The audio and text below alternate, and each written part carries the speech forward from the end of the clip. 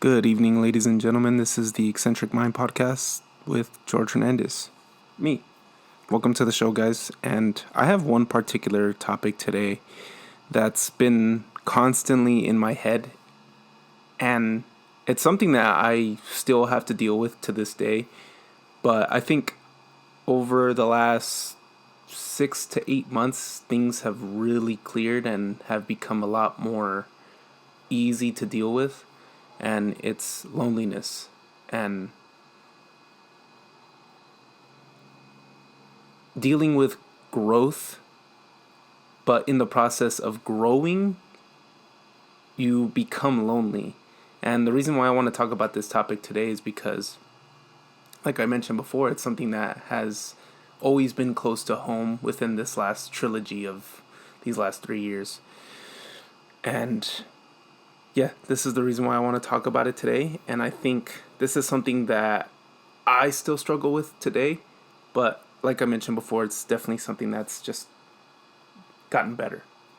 And the reason why I bring it up is because growth in and of itself is tough. Having to deal with challenges that you've never yet faced, but at the same time, you're grown to act a certain way, be a certain way, and try things in this way because of your ability to be accustomed to it and being domesticated by your parents, the people that are around you, the people that love you. And, you act a certain way because that's all that you know. And doing things because you have a clear vision in your mind and what you're already doing doesn't align with what you want to do inside. Whenever you decide to wake up late or sleep late, and internally that you can be doing different things. You can be a certain way or dress a certain way or be built in a certain way, but your actions don't represent the thoughts that you have about where you can be. And sometimes it's tough. It's tough to be embedded in a situation where internally you have ideas about what you can become, but your external world doesn't represent that. And it's tough being able to put yourself onto a path to go out and get something, a body, a business, a podcast, whatever it is, because everything up to that point, all that you do is all that you know. All that you do is everything that you know. There is nothing that is uncertain about the actions that you take every single day. Now, when you decide to go on a path like build a body, you need to start doing things that are completely unaligned with the actions that you've taken before. And the moment you start doing these things, you can either stay consistent in them and then grow a little bit more motivated to do more and more and more and more. And as a result of getting that thing after a long period of time, 6 to 12 months, and you finally get that thing, you're met at a bridge. You can either stay within the confines of what you're used to, plus this new thing that you've gotten, and plus this new thing that you've gotten relatively good at, like working out and losing weight. You've lost like 20 pounds. Now it's up to you. You're at a bridge. I can either stay within the confines of the things that I know. I can stay at home. I can stay around my community of people and, just be 20 pounds leaner. That's it. Or I can start improving a little bit more because, I'm 260 pounds and I only lost 20 pounds. I'm 240. Maybe I can get down to 220 and 200 and 180 or maybe 170 because I want to get cut. I want to get shredded. And that's where literally the growth train starts, is once you decide to leave, once you decide to take that bridge and realize, okay, there's an unmet version of myself if I just keep going on. Because staying here and staying the same, there's a likelihood that if I decide to stay within the confines of everything that I know, on top of the new thing that I learned, I'm just going to lose all the progress that I just made for myself. I'm going to lose the awareness. I'm going to lose the mental clarity. I'm going to regress again. And I don't want to regress. I want to progress and become a better individual. Chris Williamson has this thing where it's about a rocket ship. And it's really good. He says it's essentially we all take off in a rocket ship, and someone is up here, and you're probably down here, and there's probably somebody else down here, somebody who's probably a little worse than you, or you know what? No, well, it's not necessarily a value judgment, right? We're not comparing whether who's better, who's not. It's just this is where we're at. Okay, this is where we're at on an objective manner. So somebody's up here, probably probably a little bit more mature, has grown more, a little bit more than you. But then here you go, and you take off. You completely shoot up 50 feet in the air, and now you're starting to leave behind the people that you knew. You're starting to leave behind the people that you've grown up with and who you've grown accustomed to being around all the time. And now, because you've grown so much, the period and the line that you're at on this graph of wherever you're going, shooting up into space, you've now grown to a position where you face particular challenges that nobody else is aware of because of how much you've shot up into the air. And shooting up this high with this amount of distance into the air, it comes with its own set of challenges that you're unaware of. And if you try to ask or find somebody else who's dealing with these certain challenges, you don't find anybody else who relates to you. You don't understand what you're dealing with, and nobody else around you is ever going to understand what you're dealing with because they're not on the same plane as you. They're not on the same wavelength. They're not on that path that you're on. And this is where it grows tough, you know. I myself have had this and nothing but this over the last course of 3 years. You know, it's been nothing but a lonely time. And I don't know. Something that usually helped me during this process was the fact that everybody else who has done something, athlete, an artist, an entrepreneur, a podcaster, a YouTuber, they have been on this path before. So it's an indicator to yourself, a sign that you're actually taking the steps, dealing with the things everybody else had to deal with in order to reach the light at the end of the tunnel if you just persist and maintain your vision. So that helped, right? That helped with the idea that, okay, this is actually for a purpose. You know, being lonely and suffering and not having anybody else relate to me, though it's painful, not in an external manner, not physically. It's more a spiritually demanding sort of pain. You know, I wrote down here actually that it's loneliness in this sort of way, you know, trying to go out and create something and improve yourself or progress, whatever it may be. But it's an unspoken, unheard of, and otherwise spiritually demanding pain that doesn't relate to anything physically. Though the reason you feel the pain is because there's nothing remotely near you physically that is relevant to what you think internally and do externally.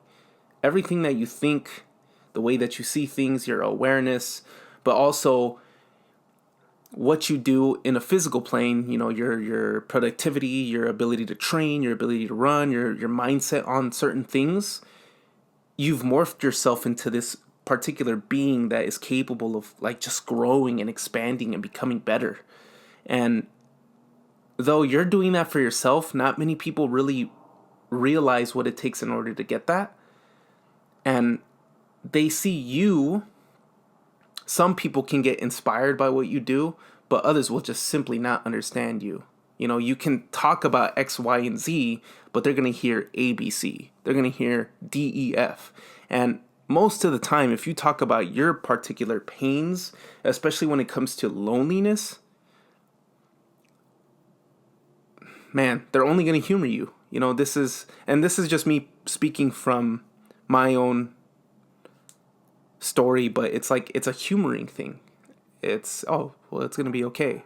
But most of the time, you don't want to hear that it's going to be okay. You want to hear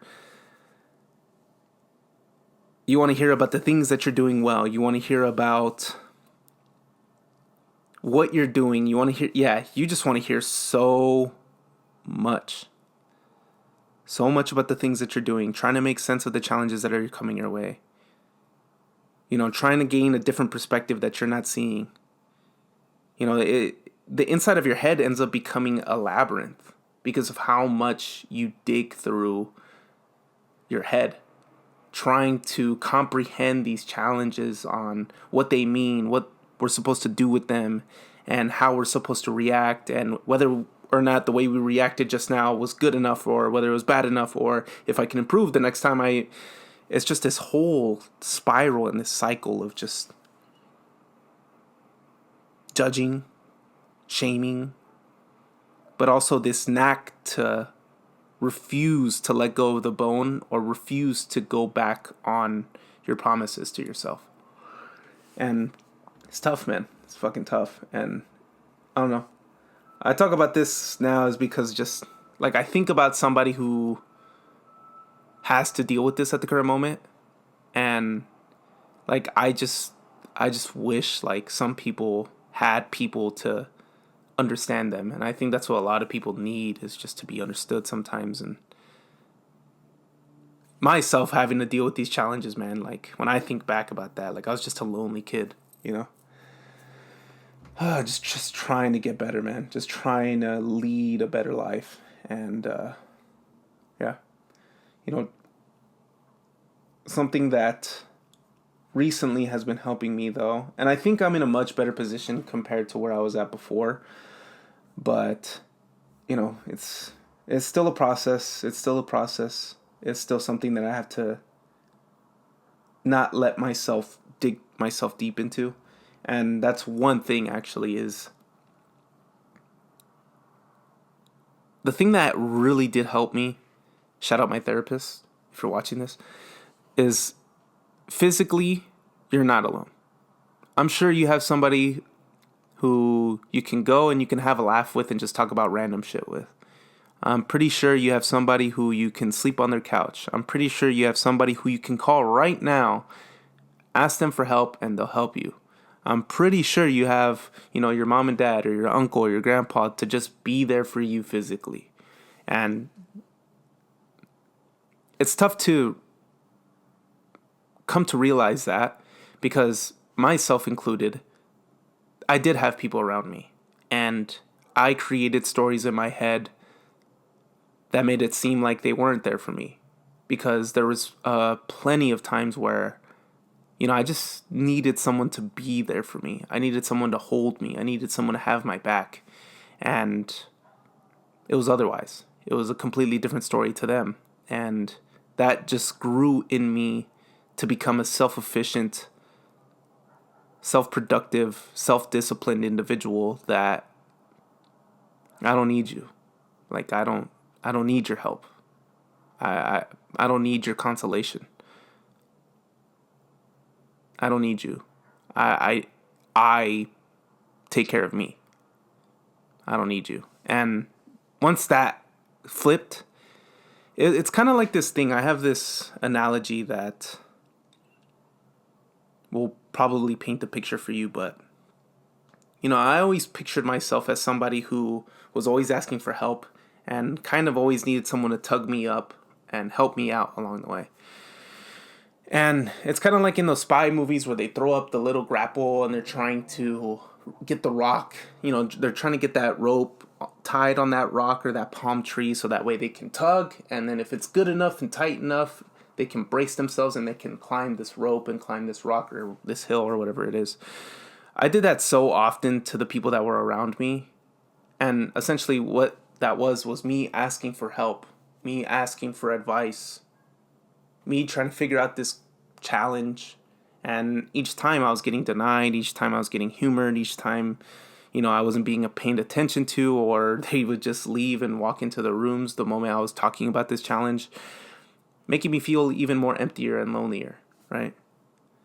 It's an interesting thing, though, is that sometimes even if you ask somebody what they tell you when they humor you or they really weren't paying attention and they give you a response, it makes you feel lonelier, but you not partaking in talking to them about what you're facing at the same time also makes you feel even lonelier. But here I was just trying to get onto this hill so I could climb it up, and it never stuck. So that's where I just took it upon me to learn how to climb and learn how to figure out to do it myself and learn how to comprehend these challenges that nobody else around me was, understood. And yeah, man, the thing that did help me out though was the fact that I do physically have people around me, and that whatever would happen to me, let's say, knock on wood, like a tragedy or my car would break down, they would physically be there to help me. But because of these narratives that I created upon myself within the evidence that I did got that they didn't really care about the challenges that I was facing at the time, I created the stories in my head that they didn't care, or that I was lonely, or that I was isolated. And that only just reinforced the idea and the belief that I was lonely, making me feel even lonelier. And I think now what I do is whenever I start getting those self-fulfilling ideas and fulfilling this prophecy that I had set in mind that, I'm lonely and I'm a lone wolf and I'm a dog and that I'm disciplined and I don't need anybody else. Once I start getting those ideas, I kind of realize I'm just telling myself a story. And it's easier for me to believe the story because I have a high amount of confidence in myself. I know that I'm disciplined and I know that I do the things that I set in my mind.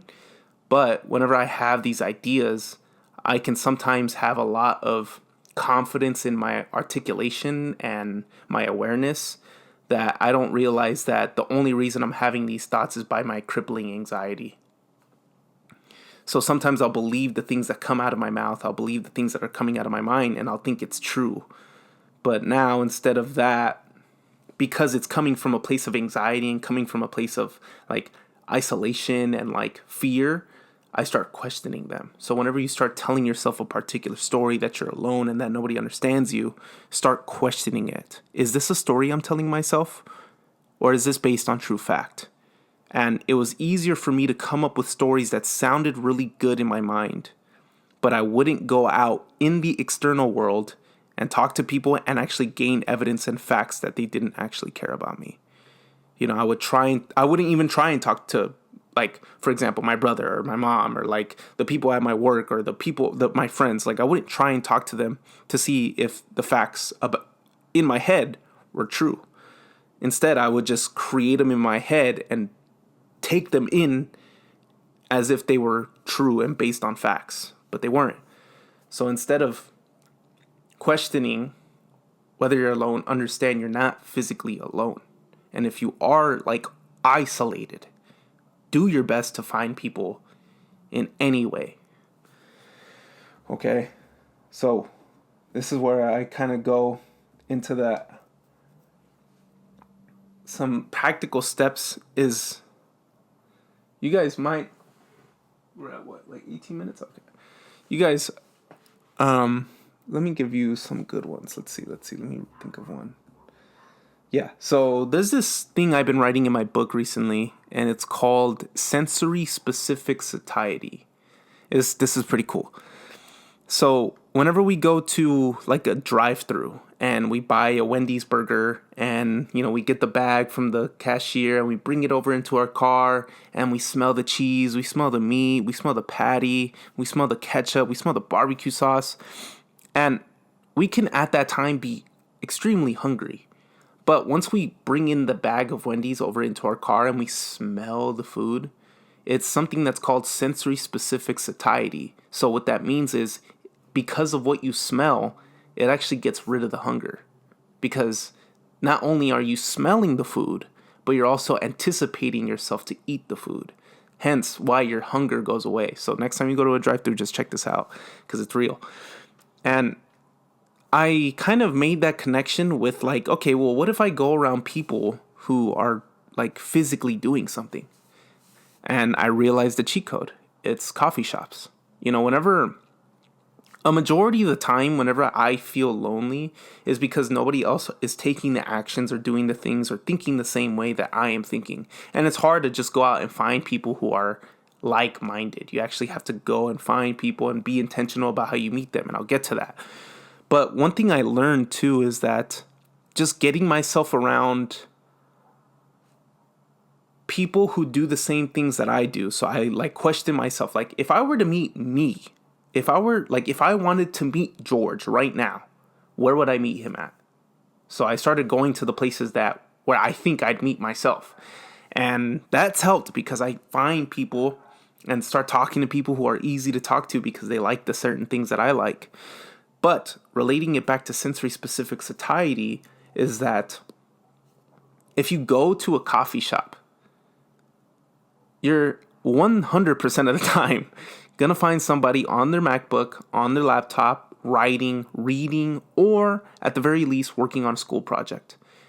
This, for some reason, gave me a feeling of fulfillment because I was physically around people who were actually working on something in order to reach a grade, in order to finish the project, in order to finish the book, or make the product or whatever it was. They were actually physically working on something in order to get a particular outcome.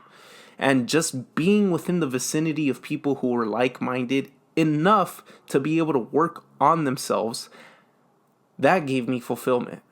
And it was fun because, you enjoy the ambiance, you enjoy the coffee, or you see the pretty girl who's reading the book that you like. So you go and you talk to her and it gives you confidence. Like, they may not be the same mind. They may not be on the same journey as yourself, but they have elements that you partake in that they're partaking in as well. So that always helped me. It's like going to coffee shops, talking to the girl or talking to the guy with the same color MacBook as myself, just doing those things because you meet people who have the same elements as you, but you're also gaining a soft skill, which is like introducing yourself or talking to people or holding conversations, So that's always been a good one for me. And another thing I would say, how much time do we have? We have about 6 minutes left, so I'll just get into this one. This is the thing that I think has helped me most, and I talked about it earlier on, was that it felt like nobody else had me, but whenever somebody needed a call, someone needed anything, I'm hard to reach, but if they needed somebody to listen to them, if they needed somebody to talk to, I felt like I was there most of the time. Sometimes I'm very hard to reach and I'm in my own bubble. But it felt like nobody had me. And no matter what I did, and this is probably just me being ambivalent, but it's hard for me to maintain and build a stronger relationship just because, I don't know, there's this disconnect that I had when I was a kid. Somewhere along the way when I was a kid, I thought I wasn't worth loving. So it's hard for me to just build that relationship and make it tighter and make it stronger. But if for the first time felt like nobody had me. And something that's really been helping with that, and I'm sorry to hit you with this, but it's been God. God's really been the thing that's gotten rid of my worries and has gotten rid of my loneliness, or just that that feeling, that spiritually demanding loneliness. Because for the first time in this new life that I've been living over the last 3 to 4 years, for the first time it actually feels like somebody has me. And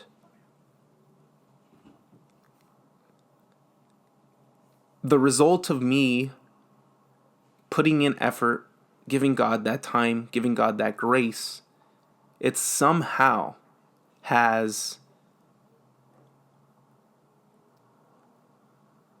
given me clarity about the things that I'm doing. But in the process of me getting closer to God, I've somehow managed to get myself closer to the people who I isolated myself from.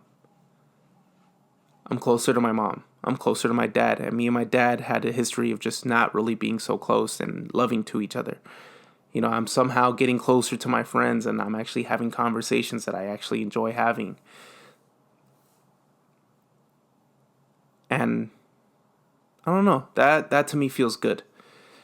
And I have one question for you, because anytime anybody brings up God, it's like, here we go. And I get that. I was on that. But I'm going to talk about a story. So I was a Nuggets fan. I was a big time basketball guy, football guy, Lions fan, and a Nuggets fan. And I loved my teams, bro. I loved my teams. I watched them when they were garbage. I watched them when they had Kenneth Faried, and I watched them when they had Matthew Stafford and the 0-16 season. And, you know, like, I loved my teams, bro. And there was a period of time where I would, like, watch all 82 games, every single playoff game, watch the highlights, watch the post-game interview, and then watch the post-game interview to see what they talked about the Nuggets. You know, like, I was deep into basketball, and I had that passion and love for it. However, the moment I didn't even decide it, is just something started coming to me that I needed to start taking action. So once I started hitting the gym, once I started building businesses, once I started going and taking risks and investing all my money and taking sacrifices, I couldn't watch sports anymore. I had to give it up. And then after like 2 years, the Nuggets won the finals. And then this year, the Lions are literally like the best team on the planet right now. And they're likely to win the Super Bowl. Hopefully they do. And the question that I asked myself was, well, if I was a fan and I had to stop watching the games so that way, like, let's say hypothetically speaking, the football gods and the basketball gods came to me and they said, George, if you stop watching the Nuggets play, they will win the finals next year. Am I a true fan if I decide to stop? Am I a true fan? Because in the process of me already trying everything, I've tried it all. I've watched all 82 games. I've watched the postseason. I watched this. I watched that. And each time they got to the end, they lost. So the last thing that I can possibly try so that way they can see glory is by me stopping everything that I was doing. So that way, once I stopped, they saw glory. And that's the question that I ask you, is that when we're lonely and we're embedded into loneliness, we seem to feel like we are excavating and trying every single thing we possibly could. And we repeat the actions and we repeat the digging and we repeat this and we repeat that. We go to the same gym, we try a different gym, we go to a new coffee shop, we try a different coffee shop. But it's not working. So what if you do something that you've never done and you never would have thought you would have ever done? And perhaps that gets rid of the thing that you so desperately want to get rid of.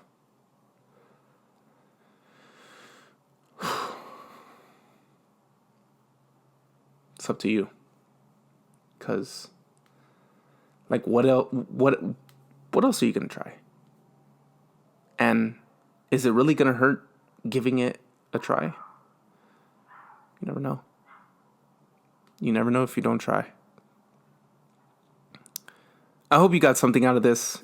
And this isn't me. This is not the last time I'm going to talk about these particular problems because it's just tough. But